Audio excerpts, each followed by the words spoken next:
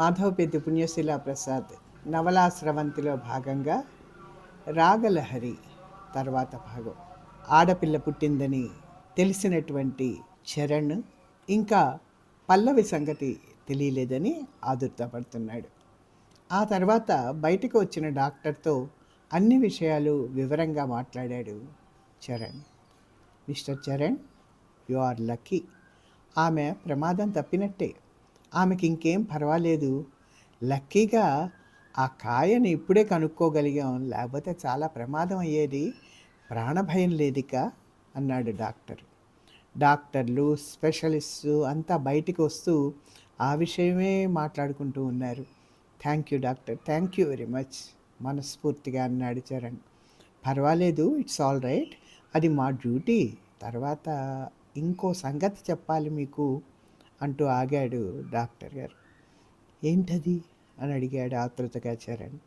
ఏం లేదు, ఆవిడికి ఇంకా మళ్ళీ కాన్పు వస్తే ప్రమాదం. అందుకని ఇంకా పిల్లలు పుట్టకుండా ఆపరేషన్ చేయాలనుకున్నాం. కానీ ఆమె చాలా వీక్గా ఉంది. ఈ 2 ఆపరేషన్లనే తట్టుకోవడం కష్టమైంది ఆమెకి. వీటి నుంచి రికవర్ అవ్వడానికి కూడా చాలా టైం పట్టచ్చు. చరణ్ ఆదుర్దాగా చూస్తున్నాడు. అతడి ముఖంలో తెలియని ఆందోళన. డాక్టర్ గారు మళ్ళీ అని చెప్పారు, కానీ కాసేపు ఆగి, ఈ పరిస్థితిలో నేను ఒక అడ్వైజ్ ఇస్తాను, మీరేమీ అనుకోకపోతే ప్రశ్నార్థకంగా చూశాడు చరణ్. మీరు ఆపరేషన్ చేయించుకుంటే మంచిది. ఒక్క క్షణం నిర్ఘాంతపోయినా మళ్ళీ మామూలుగా మారిపోయాడు చరణ్. సరే డాక్టర్, అట్లాగే, థ్యాంక్ యూ వెరీ మచ్, మీ సలహా తప్పకుండా పాటిస్తాను అని ఆగి, డాక్టర్, ఆమెను ఇప్పుడు నేను చూడొచ్చా అని అడిగాడు. ఓ ఎస్, దానికే చూడొచ్చు. కానీ ఆవిడ ఇప్పుడు స్పృహలో లేదు, కొంత టైం పట్టచ్చు స్పృహలోకి రావడానికి. You can see your baby అని చెప్పి వెళ్ళిపోయారు డాక్టర్. లోపలికి వెళ్ళారు చరణ్, అతని తల్లి. బేబీ చాలా హెల్తీగా ఉంది. 10 పౌండ్లట, రబ్బరు బొమ్మలా ఉంది. పల్లవి ప్రాణం లేనట్టు మంచం మీద ఉంది. సెలైన్ వాటర్ ఒక పక్క, రక్తం మరొక పక్క ఎక్కిస్తున్నారు. చూడలేకపోయాడు చరణ్. 3 రోజుల దాకా సరిగా స్పృహ లేదు పల్లవికి. 10 రోజుల దాకా సరిగ్గా మాట్లాడలేకపోయింది. 1 నెల రోజులు హాస్పిటల్లోనే ఉండాల్సి వచ్చింది. పల్లవి నిర్లిప్తంగా చూస్తూ ఉండేది. 3 నెలలు అయితే కానీ మామూలు మనిషి కాలేకపోయింది. అప్పటికి మళ్ళీ నవ్వుతూ మాట్లాడే పల్లవిని చూసి చాలా సంతోషించాడు చరణ్. 5వ నెల వచ్చాక ఫంక్షన్ చేసి పాపకి పేరు పెట్టారు. అప్పటికే పాప ఒళ్ళు చేసి బోర్లా పడుతోంది. బోసి నవ్వులు కురిపిస్తూ మనుషుల్ని గుర్తుపట్టడానికి ప్రయత్నిస్తూ రంగుల్ని చూస్తోంది. పట్టుకుచ్చుల్లాంటి ఉంగరాల జుట్టు, బూరె బుగ్గలలో చక్రాల్లాంటి కళ్ళు ముఖ్యంగా ఆకర్షించేవి అందరినీ.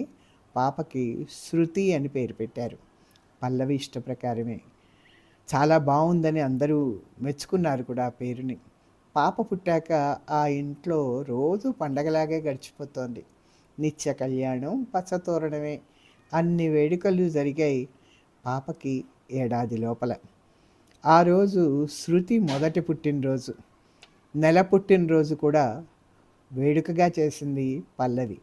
ఇక ఆ రోజు పల్లవి హడావిడి అంతా ఇంతా కాదు. పొద్దున్నే లేచి తలంటి పోసుకుంది, దేవుడికి పూజ చేసింది, ఇల్లు కడిగి ముక్కులు తీర్చింది. శృతి లేచింది ఇంతలో. ఏడాదిలో మరింత ఒళ్ళు చేసి చాలా అందంగా ఉంది పాప.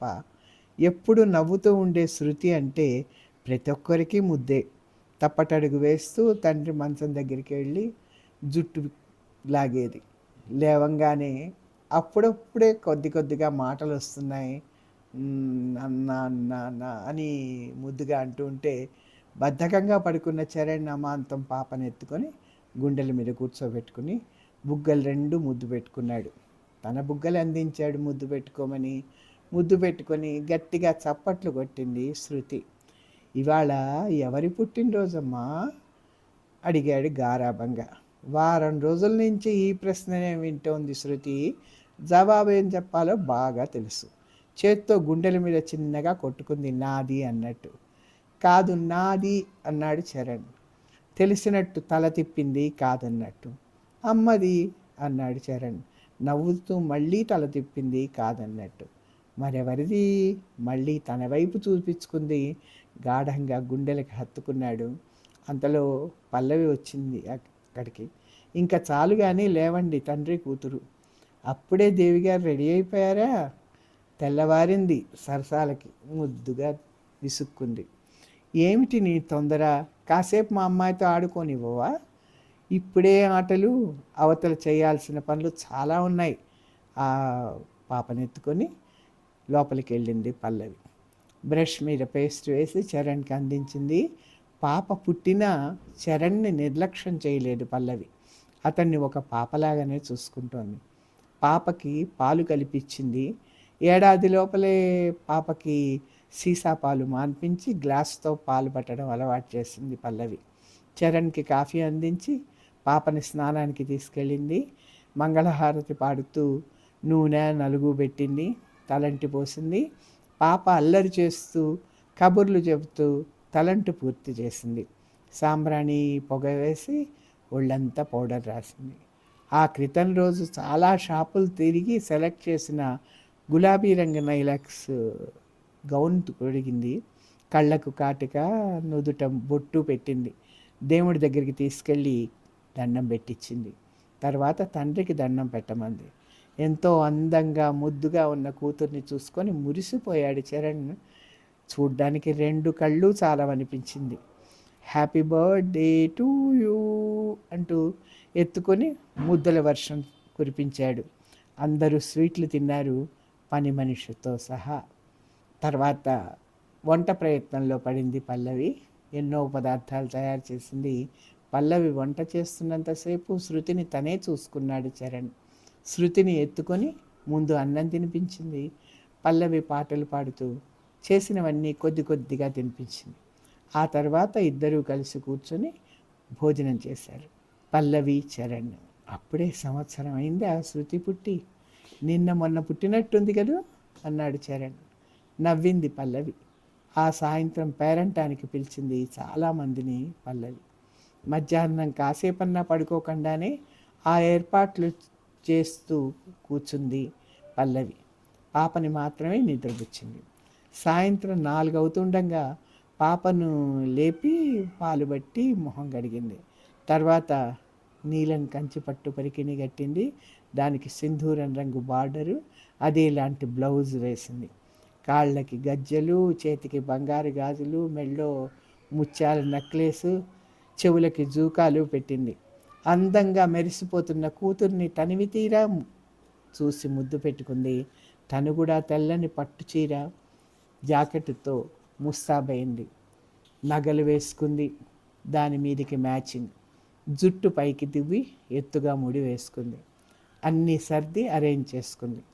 పాపని కూర్చోబెట్టవలసిన కుర్చీలో పాల పూలతో బాగా అలంకరించింది. ఆ గదిలో అగరొత్తులు వెలిగించింది. ఒక పళ్ళెంలో వెండి కుంకుమ భరిణ, పసుపు, గంధం ఉంచింది. మరో చిన్న ప్లేట్లో అక్షింతలు, హారతి ఇవ్వడానికి వెండి కుందులలో ఒత్తులు వేసి ఉంచింది.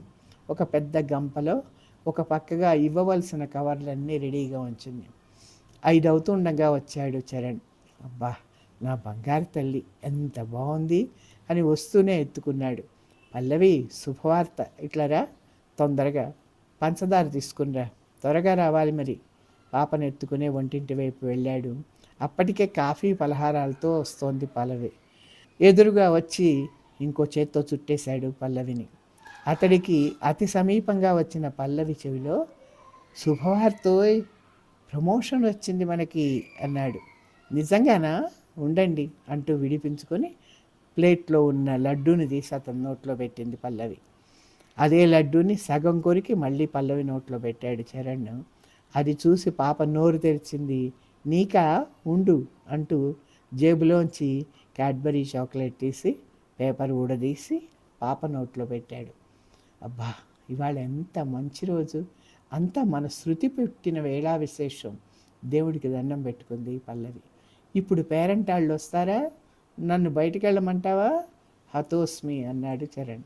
ఇప్పుడే కాదులేండి, మరో అరగంట అయ్యాక అంది పల్లవి. కాఫీ ఫలహారాలు అయ్యాక మొహం కాళ్ళు చేతులు కడుక్కొని బట్టలు మార్చి బయటికి వెళ్ళాడు. చరణ్ అట్లా తిరిగి వస్తారని. మరి కాసేపటికి పేరెంట్ వాళ్ళంతా వచ్చారు. అందరినీ చిరునవ్వుతో ఎదురెళ్ళి ఆహ్వానించింది పల్లవి. ఆ తర్వాత పాపని కుర్చీలో కూర్చోబెట్టుకుని హారతి ఇచ్చింది. మరో నలుగురు ముత్తైదువులు పట్టుకున్నారు పళ్ళాన్ని. ఇద్దరు ముగ్గురు పాటలు కూడా పాడారు. అందరూ అక్షింతలు వేసి ఆశీర్వదించారు పాపని. అందరికీ బొట్టు, పసుపు, గంధం ఇచ్చి కవర్లు అందించింది. ఆ కవర్లలో పండు, తాంబూలం, ఒక స్వీటు, హాటు ప్యాకెట్, ఒక జాకెట్టు పట్టారు. కవరు మీద శృతి పేరు అచ్చు వేయించింది కావాలని. వచ్చిన వాళ్ళందరికీ చరణ్ ప్రమోషన్ గురించి చెప్పింది పల్లవి. అందరూ పల్లవి అదృష్టాన్ని పొగిడారు. ఒకప్పుడు వీళ్లలో చాలామంది పల్లవిని ఆక్షేపించిన వారు ఉన్నారు. కావాలనే పల్లవి వాళ్ళందరి ఎదుట గర్వంగా ప్రవర్తిస్తోంది. పేరెంటం అయ్యి అందరూ వెళ్ళే వాటికి 8 అయింది. శృతికి దిష్టి తీసి అప్పుడు ఇంకా అన్నం తినడానికి పాపని కూర్చోబెట్టింది. బట్టలు మార్చి పడుకోబెట్టింది. పాప నిద్రపోయిన కాసేపటికి ఇంటికి వచ్చాడు చరణ్. ఆ రాత్రి పల్లవి చరణ్లకి మధురమైన రాత్రి అయింది, మరపురానిదయింది. ప్రమోషన్ వచ్చినప్పటి నుంచి చాలా బిజీ అయిపోయాడు చరణ్. భార్యతో బిడ్డతో ఎక్కువగా కాలం గడపలేకపోతున్నాడు. క్యాంప్స్ ఎక్కువైనాయి. రాత్రిళ్ళు ఆలస్యంగా పడుకోవడం వల్ల పొద్దున్నే లేవలేకపోతున్నాడు. లేవంగానే కాలకృత్యాలు, స్నానం, భోజనం, ఆఫీసు, ఈ లోపల ఏవేవో ఫైల్స్ చూసుకుంటూ ఉంటాడు. ఫోన్ కాల్స్ రిసీవ్ చేసుకుంటూ ఉంటాడు. ఆఫీస్కి తొందరగా వెళ్ళాలని స్కూటర్ ఒకటి కొనుక్కున్నాడు. కొంటామని తెలిసినప్పటి నుంచి ఎంతో ఆశగా ఎదురు చూసింది పల్లవి. తామిద్దరూ శృతి కలిసి సాయంత్రాలు షికారికి, సినిమాలకి వెళ్ళొచ్చని, షాపింగ్లు చేయొచ్చని ఎన్నో కలలు గంది. కానీ నిరాశే ఎదురైంది ఆమెకి. భర్త సాయంత్రం ఇంటికి వచ్చే వాళ్ళకి చాలా ఆలస్యం అయిపోతుంది. బాధ్యతలు, హోదా పెరిగినప్పటి నుంచి మరీ తీరిక లేకుండా యాంత్రికమైపోయింది జీవితం. నిజంగా చిన్న ఉద్యోగం ఇప్పుడే హాయేమో, కలో గంజో తాగినా కలిసి బతకచ్చు అనుకుంటోంది అప్పుడప్పుడు పల్లవి. భార్యతో మనసు విప్పి మాట్లాడడానికి టైం ఉండడం లేదు చరణ్కి. ఇంటికి వచ్చి పోయేవారి తాకిడి ఎక్కువైంది. లంచ్లు, డిన్నర్లు, కాఫీలు, టీలు అందించడాలు ఎక్కువైనాయి. ఇల్లు చాలడం లేదని పెద్ద ఇంటికి మారారు. పల్లవికి సహాయంగా 2 పనివాళ్ళు ఏర్పడ్డారు. ఇల్లు అమర్చుకోవడం, సర్దుకోవడం, శృతితో ఆడుకోవడంతో టైం గడపడం నేర్చుకుంది పల్లవి. తర్వాత భాగం సశేషం.